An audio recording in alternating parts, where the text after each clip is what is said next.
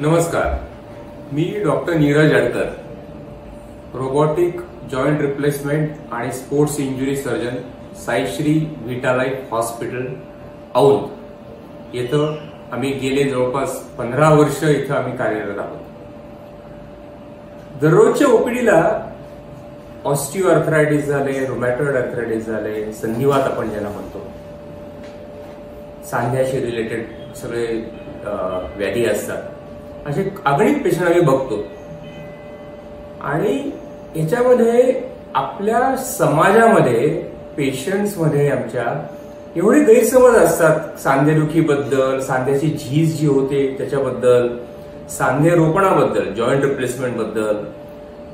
त्यामुळे मला असं वाटलं की आम्ही येऊन एकदा बोलणं जरुरी आहे. त्याच्यातले बरेचसे समाजामध्ये जे काही गैरसमज आहेत ते पण दूर करणं जरुरी आहे.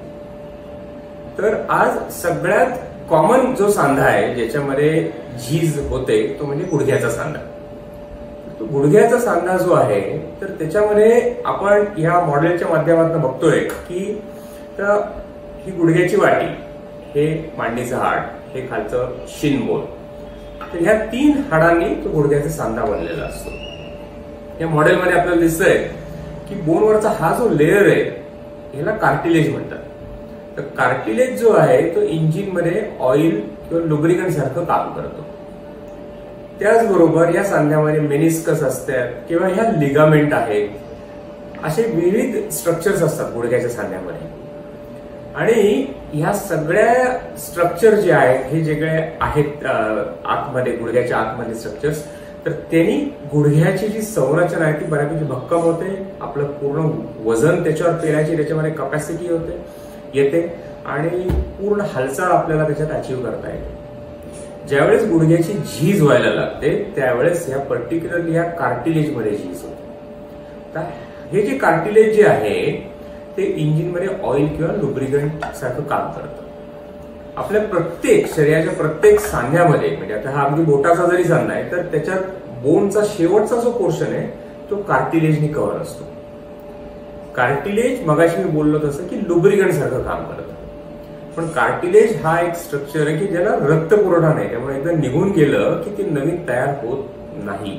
हे शास्त्रीय दृष्ट्या सिद्ध झालेली गोष्ट आहे. इंटरनॅशनल कार्टिलेज रिसर्च सोसायटी आहे जे हे कार्टिलेज नवीन कसं तयार करता येईल किंवा कार्टिलेजच्या इंजुरीच्या संदर्भात काम करतात. दरवर्षी मिलियन्स ऑफ डॉलर त्या रिसर्चमध्ये स्पेंड केले जातात. पण आज तागायत ऑस्टिओ आर्थरायटिस म्हणजे झीज झालेल्या सांध्यामध्ये नवीन कार्टिलेज तयार करण्याची प्रोसेस आज तागायत पूर्णपणे यशस्वीरित्या आज आपल्याला अचीव्ह करता आलेली नाही. बऱ्याच वेळा ऑनलाईन आपल्याला बघायला मिळतं की आम्ही हे कार्टिलेज नवीन तयार करून देतो वगैरे. हे होत नाही. ज्या भागाला रक्तपुरवठा नाहीये तो भाग नवीन तयार होऊ शकत नाही. आपल्या स्किनला रक्तपुरवठा, इथं मार लागला तर रक्त येईल, पण त्याच रक्तातनं नवीन पेशी तयार होतात. 8-10 दिवसात आपली स्किन नॉर्मल होते, भरून येते, आपण म्हणतो जखम भरून आली. तसं ह्या कार्टिलेजच्या बाबतीत होत नाही. त्यामुळे हे कार्टिलेज जे आहे एकदा निघून गेलं की नवीन तयार होत नाही. कार्टिलेज झीज व्हायची जी प्रोसेस आहे तर त्याचे वेगवेगळे स्टेजेस आहेत. आपण या पिक्चरच्या माध्यमातून बघतो, म्हणजे स्टेज 1 पासून स्टेज 5 पर्यंत एल ब्लॅक क्लासिफिकेशन त्याला म्हणतात. त्यानुसार ह्या ऑस्टिओ आर्थरायटिसचं कॅटेगरायझेशन आपण क्लासिफिकेशन करतो. तर आपल्याला एक पेशंटचा एक गैरसमज असतो की डॉक्टरांकडे गेले की पहिल्यांदा ऑपरेशन सांगतील. नाही, पण आमच्या ओपीडीमध्ये आज आम्ही 100 पेशंट बघितले दिवसाला, तर त्याच्यातले ऍक्च्युली 4 ते 5% लोकांना ऑपरेशन सांगितलं जातं. 90-95% पेशंट जे आहेत तर त्यांना मेडिसिन्स, त्याचबरोबर फिजिओथेरपी आणि म्हणजे एक्सरसाइज हे सांगितलं जातं. आता सुरुवातीच्या स्टेजमध्ये ज्यावेळेस कार्टिलेजची झीज होते तर त्यावेळेस फिजिओथेरपी ही महत्वाची असते. एक्सरसाइज असतात, जॉइंट लुब्रिकेशन वाढवणाऱ्या काही गोळ्या असतात, काही ऍक्टिव्हिटी मॉडिफिकेशन असतात. जसं डायबिटीस झालेला माणूस साखर खाणार नाही, तसंच आता गुडघ्याची जर झीज झाली किंवा खुब्याची झीज झाली, हिप जॉईंटची, तर खाली मांडी करून बसू नका म्हणून सांगितलं जातं. कारण आपल्या वजनाच्या 6 ते 8 पट ताण त्या सांध्यावरती येतो ज्यावेळेस आपण खाली बसतो त्यावेळेस. सो फर्स्ट स्टेजमध्ये, first stage, second, third stage पर्यंत मेडिसिन्स, एक्सरसाइज हे सांगितले जातात. आणि त्याच्यामध्ये त्याच्या पुढे ज्यावेळेस झीज होते तर त्याच्यात आपल्याला काही पेशंटच्या वयानुसार, पेशंटचं वजन किती आहे, ऑस्टिओपोरोसिस म्हणजे हाडांची किती झीज झाली, त्यानुसार काही सर्जरी सजेस्ट केली जाते. सो पेशंटनी हे पहिल्यांदा डोक्यातनं काढून टाकलं पाहिजे की डॉक्टरांकडे गेले की ऑपरेशन सांगितलं जातं, हे अत्यंत चुकीचा समज आहे. दुसरं, कार्टिलेज नवीन तयार होत नाही म्हणून आपण त्याची काळजी घेणं जरुरी आहे, त्याला प्रोटेक्ट करणं पण जरुरी आहे. झीज व्हायला लागली असेल तर काही त्यासाठी स्पेसिफिक मेडिकेशन्स आणि व्यायाम करणं अत्यंत जरुरी आहे. ह्या गोष्टी ज्या आहेत हे सांगण्याचं कारण असं की आजकाल आम्ही पण बघतोय ऑनलाईन सांगितलं जातं की आमच्या हे मॉलिश केलं, आम्ही हे काय केलं की नवीन कार्टिलेज तयार होतं. आज इतकी वर्ष झालं इंटरनॅशनल रिसर्चर्स जे आहेत त्यांना हे कार्टिलेज नवीन करायचं यश प्राप्त झालं नाही. ज्या लोक जर बाहेरनं तेल लावून आणि मॉलिश करून जर तुमचं कार्टिलेज नवीन तयार करून देत असतील तर त्यांना खरंच जे आहेत ना मेडिसिन मधलं नोबेल प्राइजेस दिलं पाहिजे. तर ह्या गोष्टी ज्या आहेत हे शास्त्रीय दृष्टिकोन आपण प्रत्येक गोष्टीमध्ये आपण फॉलो केला पाहिजे. ज्या लोकांची झीज खूप जास्त प्रमाणात होते त्या लोकांना एक सर्टन स्टेज नंतर हे कार्टिलेज आपण चेंज करतो. आता नी रिप्लेसमेंट म्हणलं की लोकांना वाटतं की गुडघाच काढून टाकतात, तसं नाहीये. सो त्याच्यामध्ये हे खराब झालेलं कार्टिलेज चेंज केलं जातं. बऱ्याच लोकांमध्ये हे गुडघ्याची जी वाटी आहे त्याला पण हात लावला जात नाही, साईडचे दोर तसेच असतात. ज्यांची दोन्ही गुडघ्यांची एका सर्टन स्टेजच्या पुढे झीज झालेली असते, स्टेज 4, स्टेज 5 पर्यंत, अशा लोकांना आम्ही दोन्ही नी एकत्र ऑपरेट करायला सांगतो. कारण मग त्याच्यामध्ये अॅनेस्थेशिया डबल नाही होत, तुमचा औषधांचा डोस तोच राहतो, तुमचा हॉस्पिटल स्टे तेवढाच राहतो. त्याचबरोबर तुमचं जे आहे नंतरची फिजिओथेरपी जी आहे ती एकत्र होते, किंवा ऑपरेशन नंतर घरी गेल्यानंतर जे मेडिसिनचा डोस आहे तो पण तेवढाच राहतो, तो डबल नाही होत.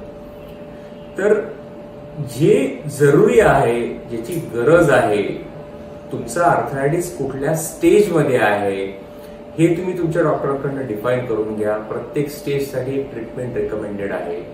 मी मगाशी सांगितलं तसं आहे काय, त्याच्यात एक 90% प्लस लोकांना फिजिओथेरपी आणि मेडिसिन्सच सांगितले जातात, ऍक्टिव्हिटी मॉडिफिकेशन सांगितलं जातं. पण अनफॉर्च्युनेटली एक कुठल्याही अनसायंटिफिक वेनी त्याची ट्रीटमेंट केली जाते आणि त्याच्यानंतर आर्थरायटिस खूप वाढल्यानंतरच ते डॉक्टरांकडे प्रेझेंट होतात. आणि त्याच्यामुळे ज्यावेळेस खूप जास्त झीज झालेली असते, पायाला बाक आलेला असतो, असे ज्यावेळेस पेशंट येतात त्यावेळेस ते सर्जिकली सरळ करण्याशिवाय किंवा करेक्ट करण्याशिवाय पर्याय नसतो. आता या सगळ्या याच्यामध्ये ज्यावेळेस रिप्लेसमेंट लागतं तर त्यावेळेस एक आम्ही नवीन मोबाईल प्लास्टिक टेक्निकने ते करतो, ज्याच्यामध्ये पूर्ण मांडी घालून बसता येईल एवढी पण हालचाल पेशंटला येते. ऑल्दो मांडी घालून बसणं झालं किंवा इंडियन टाईपचा वॉशरूम, तर हे रेकमेंडेड नसतं. पण वन्स इन वाईल जर लागलं तर तेवढी हालचाल जरूर करता येते.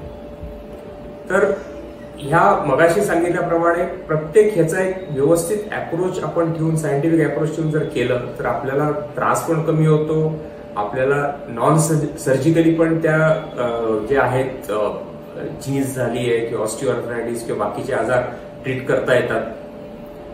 आता मला म्हणजे मी आता हे बोलण्याचं आणि हा व्हिडिओ काढण्याचा पण एक ऍक्च्युअली पर्पज असा आहे की एक शास्त्रीय दृष्टिकोन ह्या सगळ्या आजारांमध्ये पेशंट्स पर्यंत पोहोचवण्यात आम्ही कुठेतरी कमी पडतो असं मला वाटतं. आता मी मध्यंतरी एक व्हिडिओ बघितला की एव्हेस्क्युलर नेक्रोसिस म्हणजे खुब्याचा जो सांधा आहे, तर जो बॉल अँड सॉकेट जॉईंट, तर तो खुब्याचा सांधा आता एव्हीएनचं प्रमाण हे कोविड नंतर खूप वाढलंय. तर त्याला इथे रक्तपुरवठा कमी झाल्यानंतर त्याच्यामध्ये एक ही सांध्याची अशी झीज होते. तर काही पेशंट्सचे उपचार करताना मी असे बघितले की त्या पेशंट्सना पूर्ण कमरेच्या खाली मांडीला एक ह्याचे डाग देत होते, गरम हेनी म्हणजे अवजारांनी डाग देत होते, आणि त्यांचं असं म्हणणं होतं की त्याच्यामुळं तिथं रक्तपुरवठा नवीन तयार होतो. तर हे कृपया असे आघोरी उपचार पद्धती तुम्ही अवलंबू नका. एव्हीएन झालं किंवा मगाशी म्हणलं तसं गुडघ्याची झीज झाली, तर या सगळ्या याच्यामध्ये जे आहेत ना एक व्यवस्थित सायंटिफिक अप्रोच ठेवला तर खूप चांगले रिझल्ट मिळतात. एव्हीएनचा आता विषय निघाला म्हणून मी सांगतो. आता एव्हीएनचं काय होतं की हे तरुण वयामध्ये जास्त बघायला मिळतं. गुडघेदुखी जी आहेत ती उतार वयामध्ये जास्त बघायला मिळते. तर एव्हॅस्क्युलर नेक्रोसिस की एव्हीएन, तर त्याच्यामध्ये ज्यावेळेस त्याची झीज होते तर त्याची पण एक stage 0 to stage 5 MRI finding नुसार त्याचं एक ग्रेडिंग केलं जातं.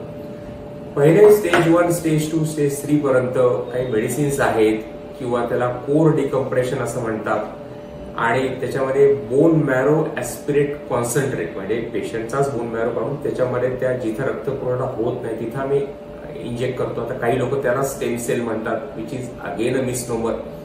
तर हे वेगवेगळे उपचार पद्धती आहेत आणि बहुतांश लोकांना मेडिसिन्स, काही रक्त पातळीच्या गोळ्या किंवा काही इंजेक्शन्स बोन स्ट्रेंथ वाढवणारे ह्याच्यावरती ते आपण ट्रीट करू शकतो. ज्यावेळेस सांध्याची झीज खूप जास्त प्रमाणात झालेली असते तर त्यावेळेस तो खराब झालेला जो जॉईंट आहे तो असा चेंज करण्याचा पर्याय नसतो. ज्यावेळेस कार्टिलेज निघून जातं पूर्ण आणि तो सांधा पूर्णपणे एकमेकावर बोन घासायला लागतो त्यावेळेस तो जॉईंट आपण चेंज करतो. आता हे पण आम्ही डायरेक्ट अँटिरियर अप्रोच पद्धतीने आम्ही हे करतो. हे झालेल्या नेक्स्ट डे पेशंटला चालता येतं. काही पेशंट सेम डे इव्हिनिंगला पण उभा राहू शकतात आणि 2 दिवसात घरी जातात. पण हे सर्जरी लागण्याचं प्रमाण हे जे आहे ते 10-15% लोकांमध्ये आहे. अर्ली स्टेजमध्ये डेफिनेटली पेशंट्सला मेडिसिन्स, इंजेक्शन, ऍक्टिव्हिटी मॉडिफिकेशननीच ट्रीट केलं जातं. तर हे आपण सगळ्यांनी समजून घेतलं पाहिजे आणि एक व्यवस्थित शास्त्रीय दृष्टिकोन ठेवून आपण या सगळ्यांमध्ये जे आहेत आपण ट्रीटमेंट अप्रोच केली पाहिजे. एक समजून घ्या की कार्टिलेज नवीन हे जे आहे तयार होत नाही, कुठल्याही पद्धतीने होत नाही आणि त्याला आपण प्रोटेक्ट केलं पाहिजे. अर्ली स्टेजमध्ये त्याला एक ट्रीटमेंट अप्रोच सायंटिफिक जर ठेवला तर आपण ऑपरेशन डिले करू शकतो. काही पेशंट्समध्ये ऑपरेशन अवॉइड पण करता येतं. थँक्यू.